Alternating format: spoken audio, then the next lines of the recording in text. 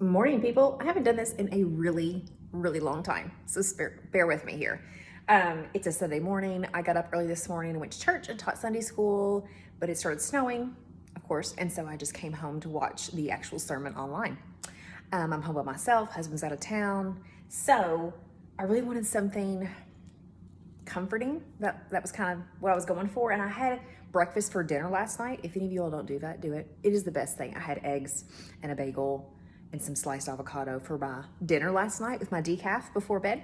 So I wanted breakfast again, but I wanted it to be not eggs. So I thought, oh, I'll make some protein waffles and be super healthy. Then I realized I was out of protein powder and I didn't have a ton of bananas to make it with. You know, like I've seen a lot of people do the protein powder banana batter for protein. So these aren't the most beautiful things you've ever seen, but they're really good. So I'm gonna turn the camera around so you can actually see what I'm talking about. Okay, here they are. Not gorgeous, I realize that. They're still a little bit hot, so be careful. But basically what I did, I used cottage cheese. I used almond flour, which is why they look kind of darker. You know, like a little bit, you can see the little grainy look from the almond flour. So almond flour, cottage cheese, eggs, vanilla, a little bit of stevia for sweetener, a ton of cinnamon, because I love me some cinnamon.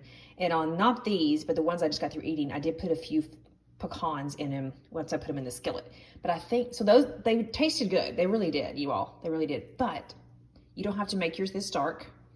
I used cast iron, and I don't normally do that for pancakes, but I really like a little bit of dark on my pancake. And when I make waffles, I make them really extra crispy. So with me being the only one here, no one's gonna complain that they're too dark. These are really good.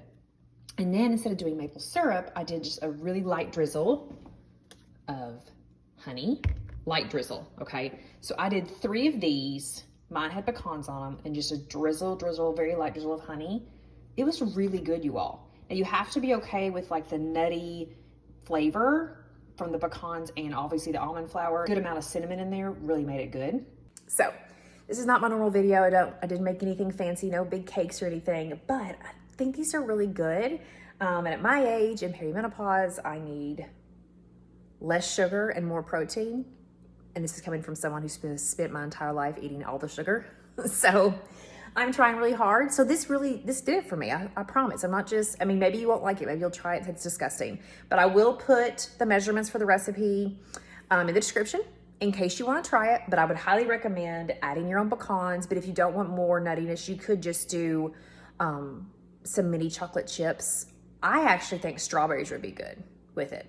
Like, you know, like you like strawberry and peanut butter, like, or, you know, like almost a PB&J kind of idea. If you did like really small pieces of fresh strawberry on the pancakes before you flipped them, I think that would be really good. And then again, just that really light drizzle of honey. But if you want to try it out, try it out. If not, I hope everybody has a good day. If it's snowing where you are, stay warm.